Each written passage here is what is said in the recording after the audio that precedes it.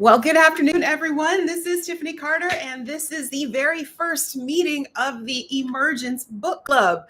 And, I wanted to be a little bit more elegant in my start, but I mean, that's what happens, right? When you're dealing with technology, you're trying to learn it. So now I know what to do and what not to do. And that's just kind of what we've learned, right? In this in this environment that we're in. And I'm not just talking about the present moment, about the furlough. Shout out to all the federal employees. I'm with you. Listen, we in this. We're gonna rock. We're gonna do it. But I mean, think about it. From the pandemic, when everything that we knew and understood about life kind of changed, and we had to change right along with it. Now, federal employees are in kind of the same season that I think our fellow colleagues in the private sector, those that own small businesses, now we're experiencing what they may have, um, to varying degrees, right? And I don't want to try to say that our challenges are worse or better than theirs, but it's just now it's us, and what do we do about it? And let me back up. So again, I'm Tiffany Carter. Those of you that are new to me, let me introduce myself. So I am an ICF certified coach. My focus is in really the work of transformation. What does it mean to go from whatever your negative circumstances or challenges were? How do you use those challenges as fuel to become and transform into your best you? I would say that that is my work. So that's why I talk about artful transformation by design. Why do I use those words? Because they're very deliberate. Artful because I've got a background in the performing arts, acting plus singing. I'm ready for Mariah to say it's time, but I don't have that octave, so I'm not going to do that. I'm not going to embarrass myself. But I have a background in musical theater and some choral singing too. I love jazz as well. But that's kind of my wheelhouse, the musical theater space, the jazz space. Want to get back to it, acting as well. But what I have found, being in the leadership development space, training and development, moving into leadership development over the past 15 years in the federal space, which, by the way, I am so grateful for. Um, I have discovered this beautiful relationship between performance or performance improvement and the performing arts. And when they come together, in either live, in person leadership development experiences or even online, that beautiful combination can set the conditions for the behavior change that I want, that people may want to see. Right. And so, in finding that, now I'm saying to myself, well, having discovered that, what else is there? What else can be uncovered? Right. And so I bring that to the space. I actually come from a family of federal employees as well. May they continue to rest in heavenly peace, watching over me.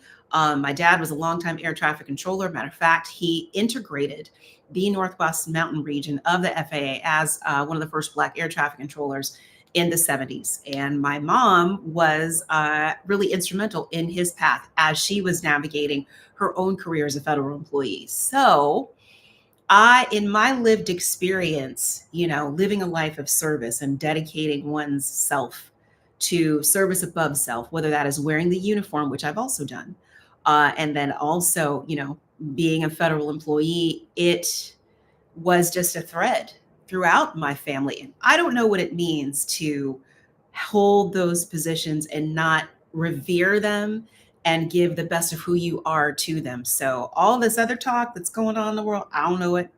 That's not me. That's not the people that I'm connected to and roll with. And again, another shout out to the federal training space. Y'all are some of the most talented people that I've had the honor and privilege to connect with. I don't know that I would be here without so many of you. I'm not going to name drop right now because it's not even about that.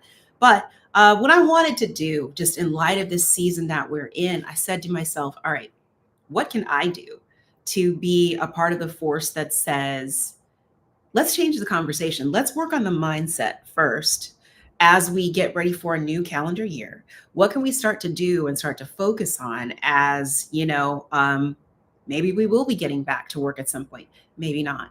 How do we maintain our intellectual property which is what's between the ears, and our hearts and our minds on thinking well and visualizing, what could be as we go through this time of just uncertainty, things that we can't control. What can we control? The things that we focus on, right? And the stories that we tell about it. So that's why I think this book is such a great thing to help us do that. But before we dive right in, I just want to say a quick prayer. Father God, thank you for just being who you are and watching over everyone going through a challenge, not just federal employees, but people all over the country, all over the world that are facing challenges and need hope. I pray that this little space of time that you directed, and you always be whispering stuff early in the morning. It's just like, okay, God, I guess I'll go do it. In this time, I pray that something good is shared and it sparks something uh, through or in the minds of your people. Something is sparked, a new story is created, and new ideas are starting to generate and germinate because of this time here, Lord God. Thank you for um, just keeping me and keeping my family and those that I love in your care. And thank you to everyone that has seen after me and those that I love, whether here or in heaven along with you. Just thank you for keeping me and bringing me to this time of sharing and hopefully setting the conditions for transformation. And the people of God said, Amen. All right, so let's dive in. Let's dive right into this. So, what I want to do is I'm just going to maybe touch on some of the things that really kind of stood out to me. And, being the facilitator that I am, the educator that I am, I've got some questions. I've got some reflection questions. Slow down, Tiffany Carter. I've got some reflection questions to share with you as well as we go through this. So I'll share those towards the end. So with that, I wanted to start, because I swear everything that Dr. Brown writes is so just full of richness and nuggets, and you don't want to miss anything, right? And so with that, she first asked the question, is wisdom derived? And this is in a note on research. The question is asked, is wisdom derived from experience? Is wisdom derived from experience more or less valuable than data produced by controlled research? Not to nerd out a little bit, but data is one thing. It gives you, I would say, a direction of where to go. It gives you some indicator of what might be happening, but then when you're able to combine that data with your lived experience of, yeah, I can either confirm or deny that that is true, that's my truth, or not. I think that's what gives data a story. That's what makes people care about data, when they can see the facts and say, yep, I can recall when that happened to me. So I don't think you can just, and she talks about this in this little segment here, qualitative versus quantitative data. I have not myself dove in, is that a word? I've not, dived into the water of PhD or EdD studies. I've thought about it, but I've just been trying to develop my own coaching presence and practice and, continuing to navigate this world of, federal training and development and figuring out where my sweet spot is. So I hadn't really thought about that per se. I've also gotten to kind of, AI and leadership and, how can AI be that coaching partner for us, that thinking partner as we create things. So, but I definitely see the value in quantitative and qualitative research. I don't think it's good to prefer one over the other. I think both are necessary, especially when we're trying to create programs, leadership development programs in particular, that make people care, that make people want to invest their time, their energy, being away from their family, to kind of set the conditions for who they would become. So, and then next, there's the thought that, there are many truths and there are many ways of knowing. I firmly believe that. I think there was a time when, if you didn't have a degree, then your career trajectory was pretty much doomed to, deliver minimal results. But those of us that have been in that space, or even those of us that are not, if you went the trade school route, any number of things, we know that some of that learning, I think some of the best learning comes from experience. I would say, even if you have been to, undergrad, grad, what have you, I think that, once you start to apply what you've learned, hopefully you get the opportunities to. That's when that learning becomes real. That's when the learning becomes embodied. And that should be the work, right? It's not just learning a bunch of theory. Who cares about that? If what you're learning, you can't actually apply it. And that's kind of the challenge that I think a lot of institutions are facing. Are we giving people the skills where they can, create a better life, transform their lives? That is what I think education is being challenged to do now. And that is what people are demanding. And so I think that many ways of knowing is really, really spot on. And sometimes the best knowing comes from when things fall apart. How do I know that? This journey, certainly in the last couple of years, in watching my family transition, and now I'm kind of like the light bearer, for those two people that you see in the picture. Um, Grief is the only word that's coming to mind right now is maelstrom, a maelstrom, and the biggest testing ground of, where you have to, on a regular basis, answer the question, are you who you say you are? Are you who you think you are? Are you living in alignment with what you say you believe? Um, I've been in situations where, because of grief, because of depression and other things, in my leadership development journey, I've had to get terrible, terrible feedback, from people that I was working with, whether that was some of the participants in the program that I led for several years, um, or colleagues, just to let me know, hey, I wasn't hitting the mark. And when you get that feedback, it's hard. It's hard to hear, and it pisses you off sometimes because you don't want to hear it, but you need to hear it. And then you have to go through this space where you got to process it and figure out, okay, what am I going to do about it? What if this is true? And of that which I know to be true, what do I want to be different? And am I willing to do the work? So my grief journey has required a lot of work from me. It's required the vulnerability that I think is touched upon right from the very beginning of this book, asking for help, and, finding help in a lot of different ways. Therapy, my spiritual life, even going so far as to introduce, medicine into keeping myself more just mentally balanced. I never thought I would, and I don't want to say that's got a negative stigma, but it those of us that grew up when I did, all right, I'll out myself, in the 90s, if you came of age then, I we weren't really talking about therapy in the way that we do now. We weren't really talking about, treating mental health challenges in the way that we do now.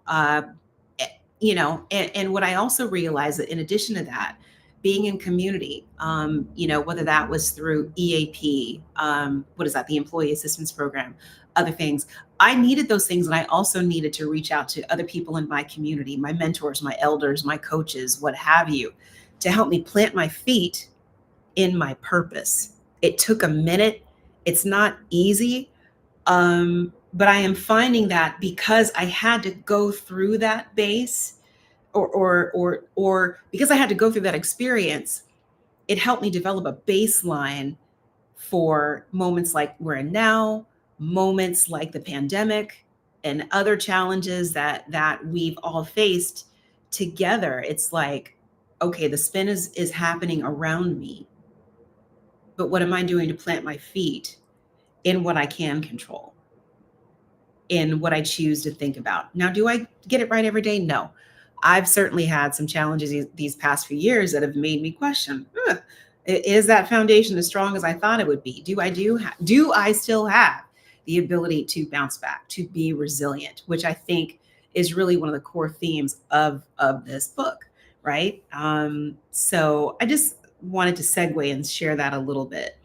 But later, in the notes on research, it says, I believe the most useful knowledge about human behavior is based on lived experience.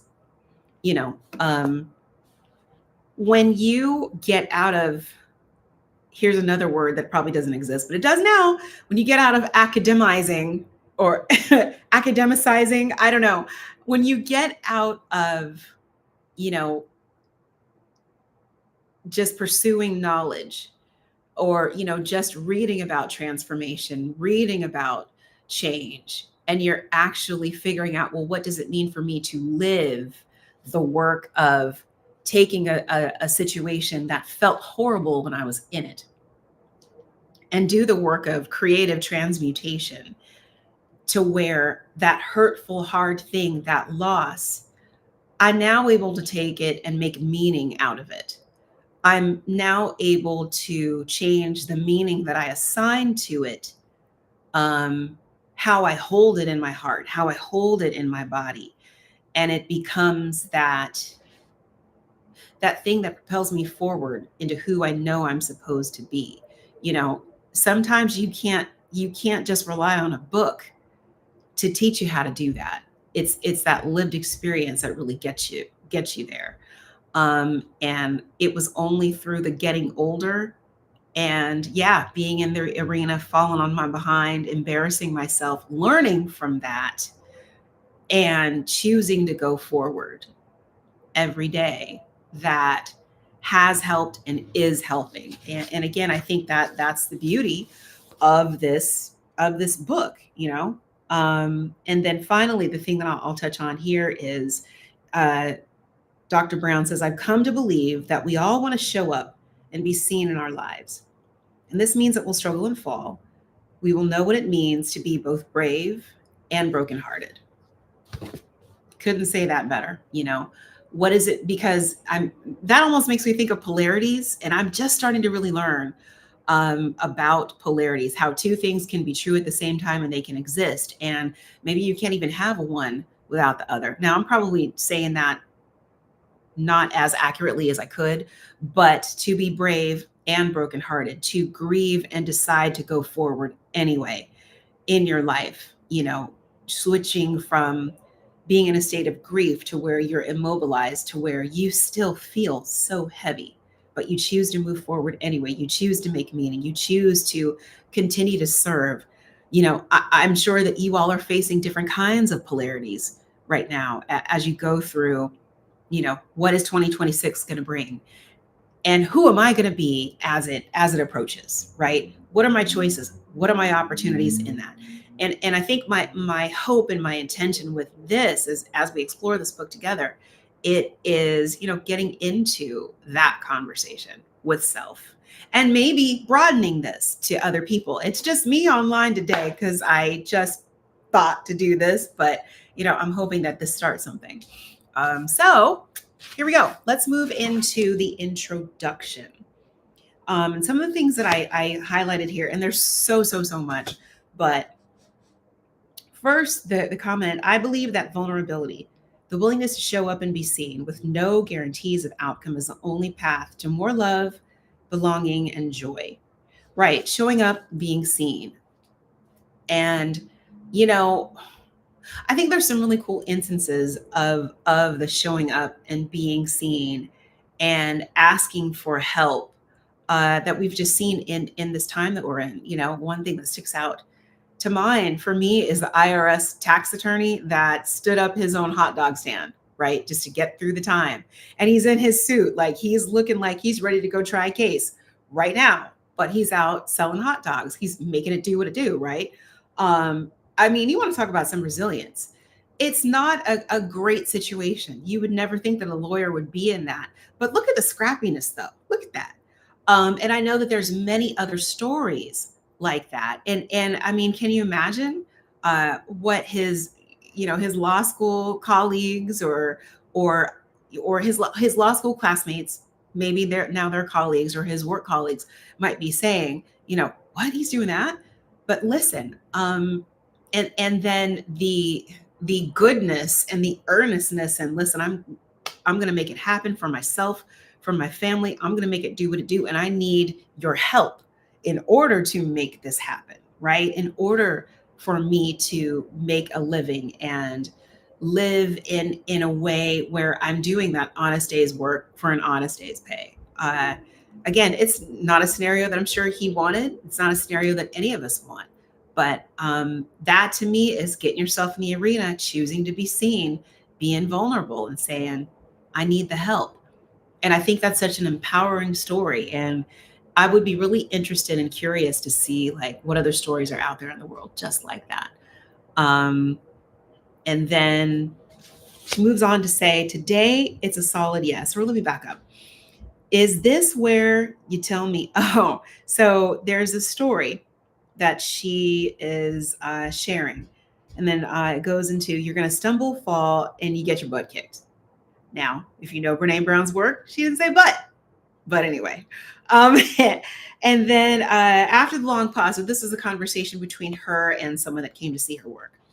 And then the question is this where you tell me that you think daring is still worth it? Yeah. Yeah. I mean, I won't get into all the details of that, but the daring greatly. I mean, there's a whole book about it, right?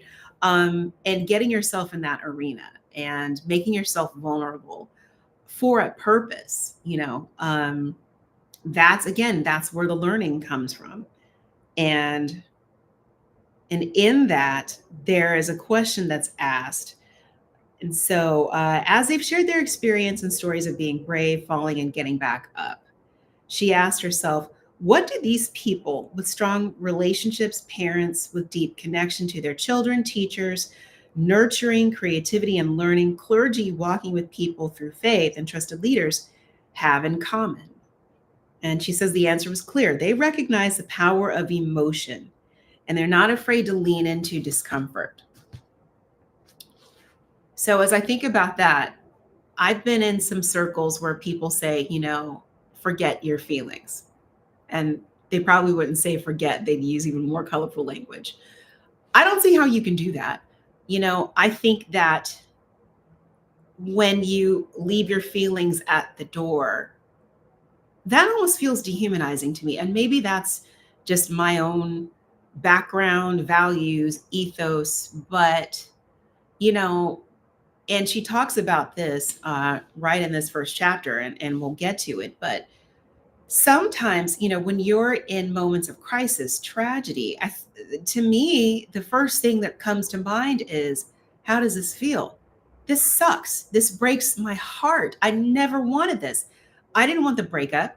I didn't want the diagnosis. I definitely didn't want to say goodbye to my parents while I was still thinking about, well, am I going to have a family of my own? Am I going to be a parent?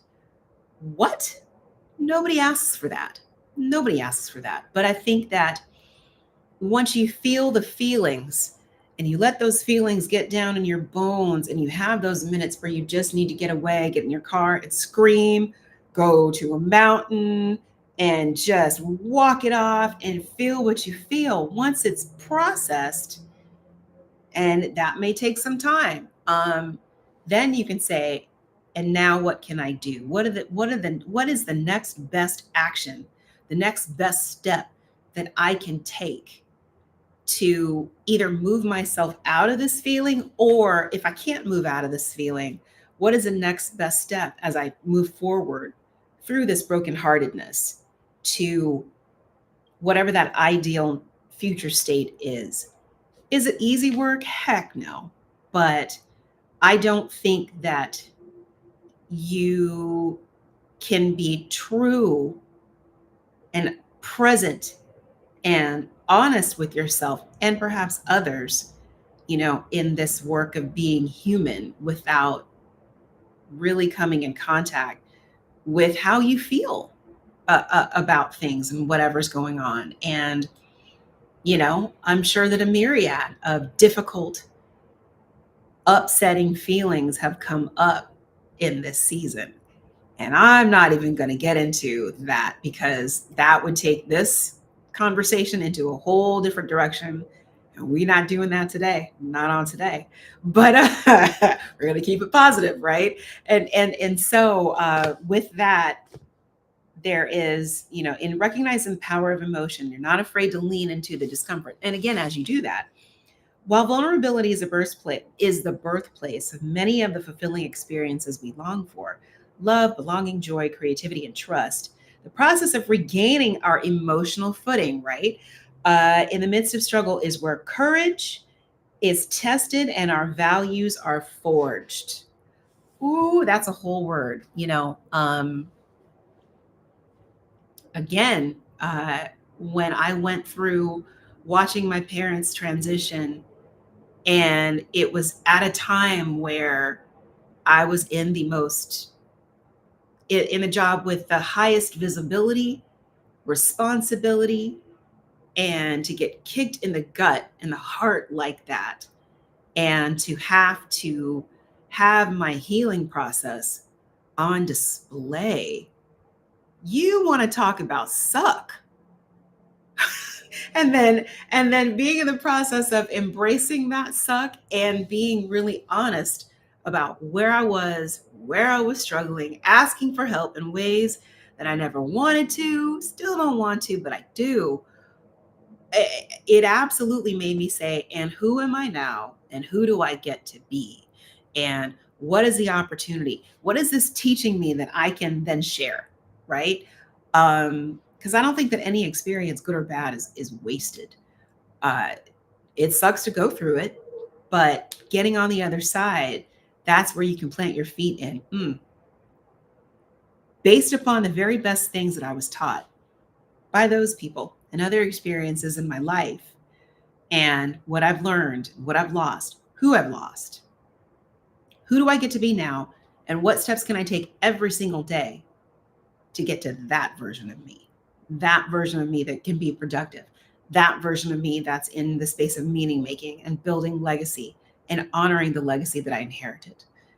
That to me is kind of like my ethos. And that kind of serves as my guiding light, my shining star now. Um, and I don't know what that might mean or what that might be for all of you, but that is what's helped. Um, And then she goes on to say, I've learned about surviving hurt, or what I've learned about surviving hurt has saved me again and again. It saved me, and in the process, it changed me. Yeah. Yeah. It's like when you go through that kind of heartbreak, and I'll just go back to, losing a parent and watching the surviving parent grieve, you know, and meanwhile, you are navigating your own emotions associated with that. It breaks your heart, but it opens you up too. To I think you know you get to consider things like, oh wow, this is the love story that I come from. So speaking of that, I need to mention that my parents' federal story is actually a love story too. One of the conditions that my dad, said with my mom was, if we're going to date, you have to help me study for the air traffic controller's exam. If that's not going to happen, no dice. And mom was like, bet, say less. Obviously, she wasn't saying any of that then because it was the 70s, but that was her actions. Her actions said that, right? And so if she had not said that, yes, I would not be here. But she did, and the rest is history. And what they built together in mom pausing her federal career to, you know, really take care of the home and create the environment for dad to emerge, for me too. Um, it's such a beautiful story to be aware of and to carry, and watching dad go through the reality of, I was almost married to this person for 40 years. We were getting ready to celebrate that, and now I don't get to. Rather than an anniversary celebration, I'm preparing a homegoing at a time where I never wanted to. Um, you know, it. My dad was one of these, I won't say he was emotional, but being a musician himself, because that was his outlet, in addition to saying clear for takeoff, clear to land. Being a jazz musician, dad was, pretty connected with his feelings. And I did see him cry, but to see a man grieve his lover, that's a whole nother level. And you begin to see the humanity in your parents in a whole different way, you know. Um, and that's for me when life really got real. And it was like, oh, yeah, I can't just be in theory about things. And life truly is finite. And what can I do to honor that which I come from? You know, knowing that who knew at that time how much time I'd have with my dad turned out to be 4 years. The stakes became higher for me. And I think I needed that. Um, and I don't know what anybody else might be feeling during this time. And I'll save that for the reflection question. But maybe as you go through this time where you have experienced some type of loss of your own, like for example, with a deferred resignation plan, your colleagues to your left and your right are not there. You decided to stick in there, hang in there. What did your life become? As you assumed more work, more responsibility, do you have any regrets? Do you sometimes find yourself saying, the good government job? Are those days gone? And do I feel like I made a mistake? Have you asked yourself those questions? I'll be honest, I have.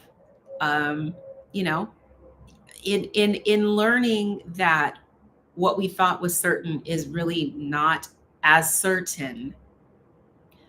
The what I've kind of shifted into is, well, with that, again, what I can't control, who do I get to be in this space as I absorb more responsibility, as I take on more, and I kind of shapeshift in a way to meet the moment and transform?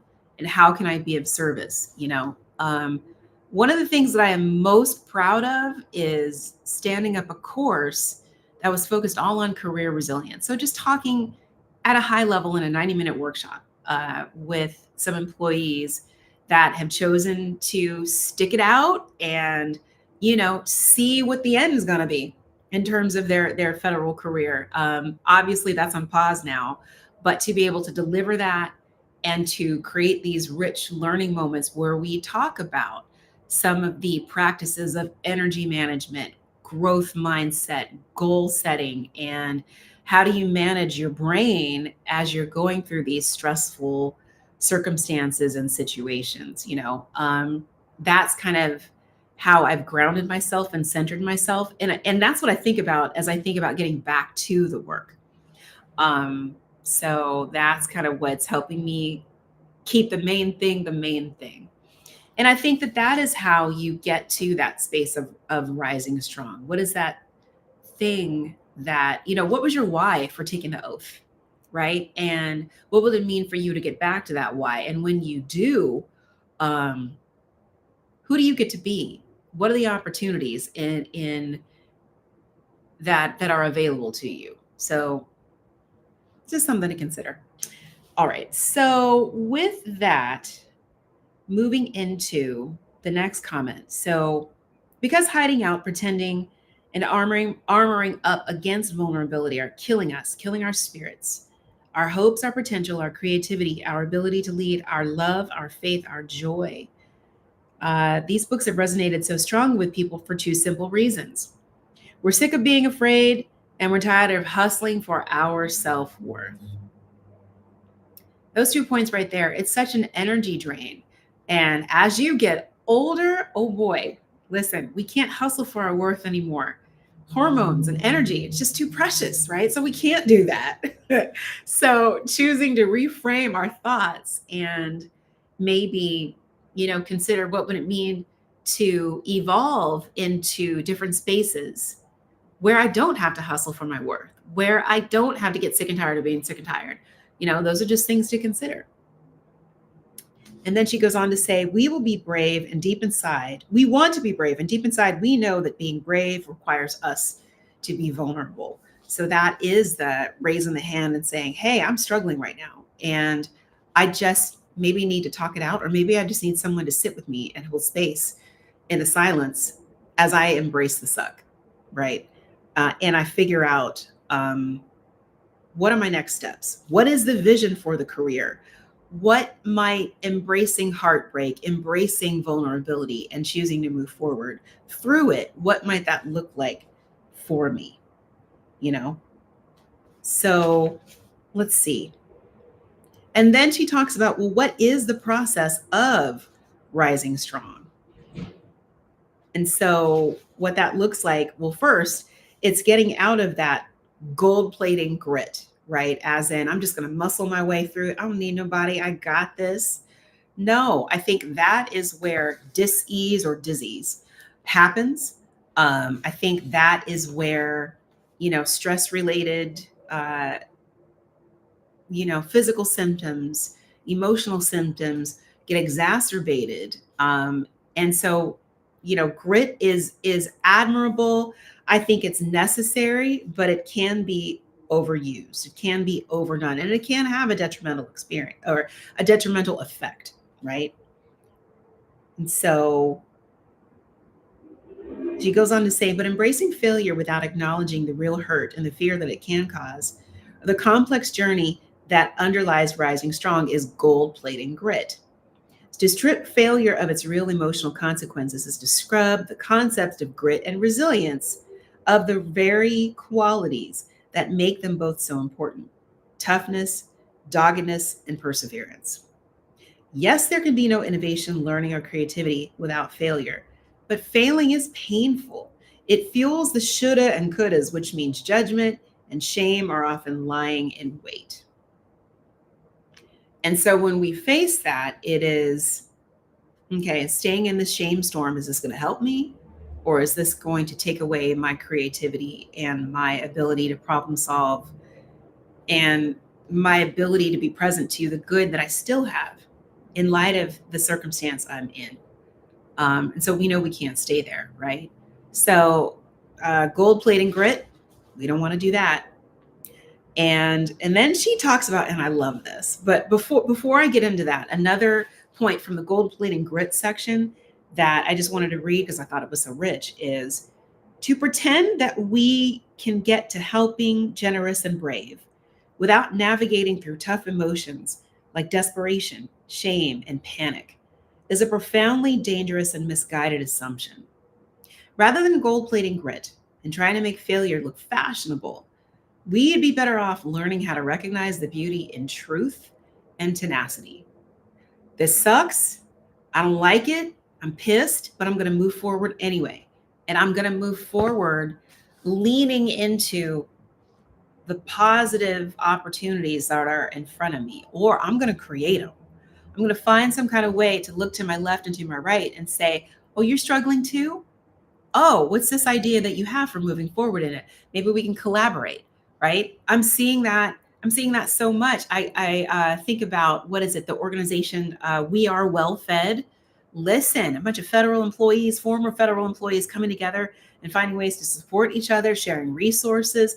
That is a kind. Listen, I call that scrappiness. I love it, and shout out to all y'all that have some type of affiliation with that, and other communities that are doing that as well. Shout out to the coaches that are doing pro bono work for that population, helping people be scrappy. Listen, that is how this gets done. That's how you endure and get to the other side. And not only that, you get to create your own narrative and story of what did it mean for you to embrace this and get to the other side. That's how we get out of gold plating grit and then moving into that, what she next talks about is badassery, right? Having those stories that remind you that you are a badass. But in this, she talks about the badassery deficit, which quite frankly, I haven't seen. I haven't seen any of. I mean, I think about, again, I go back to the IRS tax attorney that's, shilling out hot dogs. I think about some of my other colleagues that, Some of them are selling Mary Kay. Hello, somebody. Some of them are, some of them are working at Target and driving Uber. Not, not the circumstances that we wanted or would ever dream of or ask for. We didn't have this on our vision board when we were going to grad school and whatever school and getting whatever certificate, but we're doing it. We're doing it, and we're figuring out ways to move forward. And I mean, the stories that we get to share with our family and other people that are looking up to us and counting on us to make it happen, right? Again, that's some badassery, but we don't. Let's move into the badassery deficit. And the way Brene talks about this here is, when I see people stand fully in their truth, or when I see someone fall down, get back up and say, damn, that really hurt, but this is important to me and I'm going in again, my gut reaction is, what a badass. There are too many people today who, instead of feeling hurt, are acting out their fear.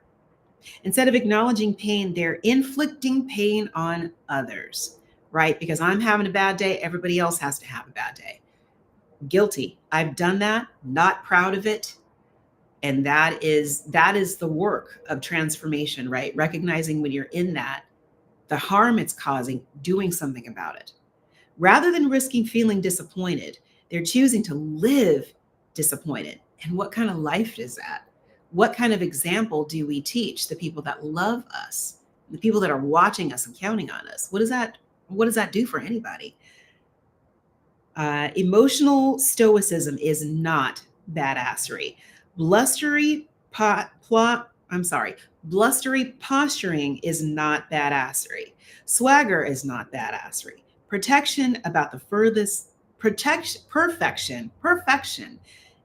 the furthest thing in the world away from badassery. Right. And so again, telling that truth about what's hurting and the help that you need. That's how we shift from, being in a shame storm and being in fear, to getting to that space where we can think more creatively about moving forward.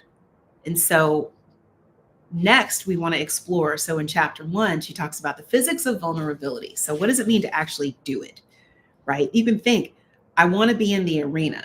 That's a truth. That's one of the 3 truths that she came to embrace as she was doing her research. And she learned that vulnerability is not winning or losing. It's having the courage to show up and be seen. We have no control over the outcome. I think I shared that earlier. And that it's a lot of cheap seats in the arena are filled with people who never venture onto the floor. And those are the people that can be some of your toughest critics. They're not actually doing the work that you're doing, but they can tell you how to do it and what not to do. Listen, side eye for the ages, right? But sometimes that feedback, some of it can be helpful. Some of it can be, you know what, thank you for sharing that. And you respectfully move on. And hopefully you don't have a face that communicates like me when that happens, and you can hold it together. But then she goes on to say, when we stop caring what people think and stop feeling hurt by cruelty, we lose our ability to connect. So we can, right? But when we're defined by what people think, and that can be dangerous, and I am guilty of that too, recovering people pleaser. But when we're defined by what people think, we lose the courage to be vulnerable. So again, a part of my healing process has been unlearning the people pleasing. And that's a journey that will continue for some time.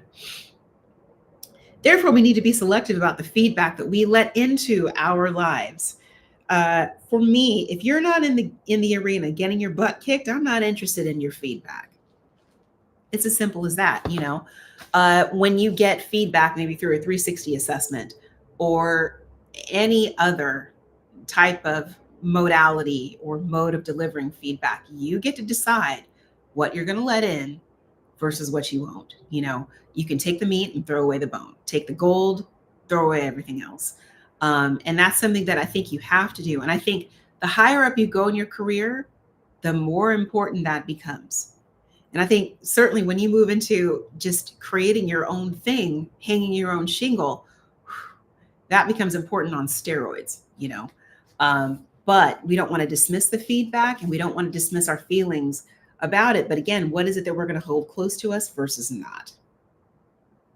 And then, so some of the rules of rising strong are as follows. So if we are brave enough, often enough, we will fall. This is the physics of vulnerability, right? So we're going to learn. But you know what? That's how innovation happens. Uh, Stepping into the arena, being brave and saying, hey, I'm going to take this on. I'm going to take on this next challenge. I'm going to do this. I'm going to thrive somehow, some way. And every mistake that I make, I'm going to learn from it. It's going to suck, but I'm going to figure out how to move forward. And then once we fall in the service of being brave, we can never go back, right? Um, there's a part of me that often thought, and forgive me, I'm going to take a sip of water because I've been talking to y'all for a few minutes now. So forgive me one sec.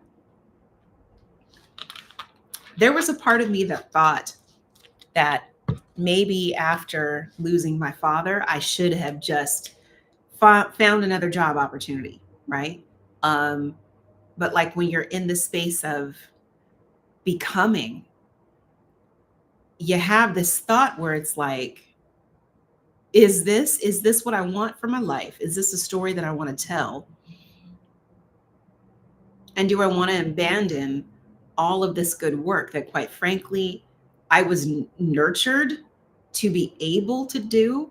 And so I couldn't quit. I was already in the deep. You know, when you're already swimming in the deep, your only choice really is to continue to swim until you get to shore. And I am so dang thankful that I had people around me that helped me stay afloat and keep swimming. Because if I hadn't had that, it would have been a wrap. And I'm not going to say that every day was beautiful and I was always my best self all the time. Absolutely not. But in swimming to shore and then finding another set of deep water to get into, you know, I found footing and courage that I didn't know I had and didn't know I needed. So I think that what she says here is just so deeply important and poignant, you know. Um, we now know when we're showing up and when we're hiding out, when we're living our values and when we're not. Our new awareness can also be invigorating, right? When we find out who we are, when we find out just how scrappy and determined we can be, that we can do this work of transformation, staying agile. It's not just theory, it's practice, it's in our bones. It can reignite our sense of purpose and remind us of our commitment to wholeheartedness. And then she goes into, let's see, so there's some more physics to be mindful of. The journey belongs to no one but you. However, no one successfully goes it alone. Listen, I've already kind of touched on that a lot. I think that true success, that journey to success is going to be different for everyone. And, the way people measure a successful life, each person is going to have a different definition, but it is through, I'll speak for myself. It is through the mentors. It is through the people that have loved on me, prayed for me. It is in that, and then finding ways to be able to pay it forward to those same people that has, given my life meaning, focus, purpose, and depth. And I would not be who I am without those experiences. I don't think that I would approach my work with the same value, mindset, and reverence that I do now because of that, you know. And then she says, and to add to the complexity, in lieu of the sense of safety to be found in a well-traveled path or a constant companion, we must sort of depend for brief moments on fellow travelers for sanctuary support and an occasional willingness to walk side by side. Now, that fellow travelers language, I think that is rooted in recovery work. So if you've gone through any 12-step work, you might know that. And yeah, I think in those spaces, that's where you have your sponsor. And I'm not saying that this work of rising strong requires that per se, unless that is your journey, and there's absolutely nothing wrong with that, but again, as we learn, as we get wisdom about what does it mean to be resilient? And what is this practical, off the academic page, real lived experience of doing it? What does that look like? And then as we learn that, we get to pay it forward and share with others, right? So with the time that we have, then she talks about we're wired for story, you know. But as we think about story, you always want to think about, say, if you're going through a really hard time in the moment, you get to ask yourself this question. And I heard this from the Carol Roberts, shout out, as she was teaching this work. I know she's certified in Brene Brown's work, but the story I'm telling myself about this is that story empowering you or paralyzing you?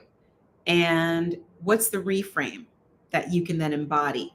If moving forward, moving through it to the other side, a better side, a better other side is the thing. If that is the destination, what's the new story that you get to tell? And in that, she says, we do this because we feel the most alive when we're connecting with others and being brave with our stories. It's in our biology, right? The thing I love, and this is what gets into some of the embodiment, and those of you that know somatic work, shout out to the Strozzi Institute. She says in point 5, creativity embeds knowledge so that it can become practice. We move what we're learning from our heads to our hearts through our hands, right? So as we're in this work of creating a new story, and maybe we are in the work of, taking what we know is in our toolkit and leveraging it in some new ways to move through a difficult time, we get to create a new self, a more evolved self. And in this practice, as we're creating new things and we're becoming something new and it becomes embodied and second nature, that's when we know we can do it and we can trust, every good thing that we have, the bounty of, our intellectual property and the knowledge and the wisdom that we have, especially as we share it with others, right? That's when it becomes practice. That's when it becomes embodied.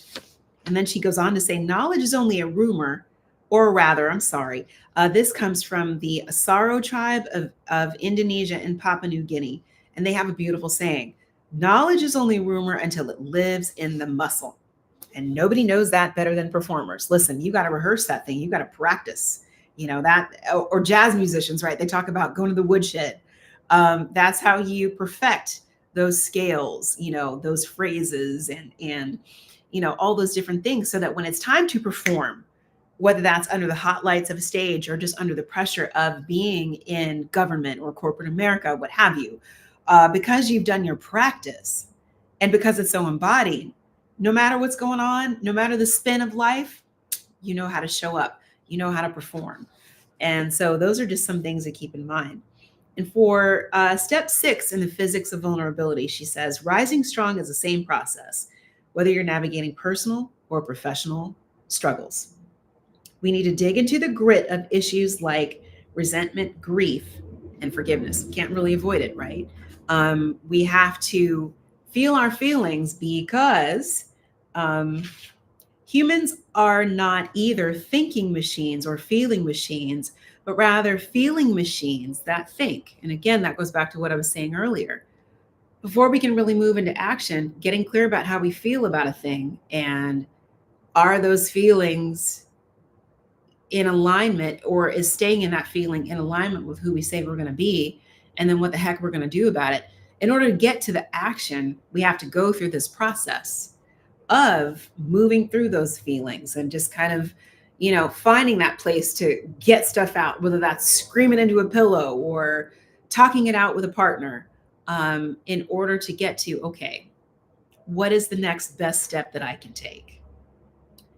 And then she also says one more thing that people that I think avoid that process or I'm sorry, do have in common. So the people that move through those emotions and, really tap into the fact that they are feeling machines that think. They don't try to avoid emotions. They are feeling machines who think and engage with their own emotions and the emotions of the people that they love, parent, and lead. You can't avoid that. Yeah, this idea, this concept of, I'm gonna ignore my feelings, or You know, that's not even realistic. And then so there's a few additional steps here, and I don't know that I'm really going to be able to go through all of them, but I invite you to look at look at each of them. And so I'll just read them briefly because we've got a little bit of time. So step 7 is comparative suffering is a function of fear and scarcity. In other words, you know, someone tells you something bad and then you get into the at least uh, or you shame storm pylon, right? It's that's better stated, right? So someone tells you, I've had this tragedy. Then you say, oh, well, I'm going through. So then you've negated and minimized their own story. And so obviously we don't want to do that. But just being able to empathize and hold space with that person instead, rather than doing the comparative suffering or the suffering pylon, that's just something to really be mindful of. And again, we are imperfect beings, and sometimes we do that, but we help ourselves and help the people that we love more so when we're able to, shift into empathy and saying, maybe I don't fully understand what you're going through, but I'm here and I'm going to stand with you in this. I'm going to hold space with you, and we're going to scream it out, and we're going to be okay. And then next, she says, you can't engineer an emotional, vulnerable, and courageous process into an easy, one size fits all formula. Anybody who's gone through the grief process knows this all too well. Those grief waves are real, okay? And it can look different. And it takes a while to get to the meaning making and the purpose and the, okay, I went through this and now I want to shift into legacy. It took me a minute. And I have some days, like right now, it's about to become the holiday season. This is peak season for Joanne Carter, or it would have been, right? And so now it's about traditions that I can honor, the sweet potato pie and the way we make it, and how to literally deck the halls and every inch of hall, because that's what mom would do. It took me a minute to get to that and not become a puddle of tears every time I walk into Michael's. But it takes time, and everybody has their own process. And then she ends with 2 points. So courage is contagious. And so when we step into our sense of rising strong, when we illuminate ourselves in that way, we become those bright lights that other people get to then see and say, oh, they're finding their way. Maybe let's have a conversation about how you're doing that. And then let's figure out how we can rise strong together. And then finally, rising strong is a spiritual practice. And I invoked that, to start this off, and I'll close with that too. But I think that when you go through the toughest of times, that's where you do have to fall on your knees. If that is your practice, or you get in a corner and you meditate, or you go stand in some grass to ground yourself. It can be any number of things. Whatever is in alignment with your value system and who you say you want to be, I think that's core, that's key to the work of rising strong. And so those are just some things to keep in mind. And so with that, what I'm going to do is make sure that I will share this live on my LinkedIn, so you'll be able to see it. Those of you that missed it, or were not able to tune in, I'll do a better job of promoting. But this is good practice for me as I get back into facilitating. I know that time is coming at some point, TikTok. So this is going to help me kind of sharpen my saw. And I'm just curious about, what are some of your reflections? And so with that, I've got some reflection questions, because that's what coaches do. So, and I'll also be sure to share these as well. But so the first question is, what is the unvarnished story? So right now, in this time that we're in, what is the unvarnished story you're telling yourself right now about the time we're in? Is it a story of failure or a story of opportunity? I don't mean to stack questions here, but here's another thing. And actually, no, I'm not going to stack that. I'm going to leave that just as it is. So that's under the reckoning. And then the rumble. So with this question, it is, think about the last major challenge that you solved that you're most proud of.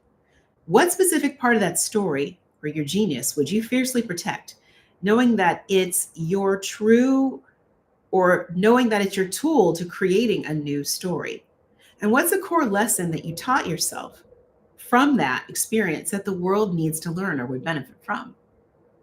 And then finally, as we think about the revolution, so we move from the reckoning to the rumble to the revolution, What is the first courageous step you must take in the next 7 days to begin creating a new story? So I'm going to leave it with that. Like I say, I will put these questions somewhere where they can be found. I think I'll be able to PDF them and drop them in this chat. I'll also share them on my LinkedIn as well. But with that said, I hope in the next 7 days you will do some more reading. We're going to get into chapters 2 and 3, and I'll think about maybe a better way to go through some of the things that I want to highlight and talk through. And hopefully you will come back to the next session, and we'll meet next Friday, same bat time, same bat channel. And again, thank you so much for your time. Continue to move in the path of your emergence and with resilience, and may you always continue to rise strong. All right, out here. Thank you.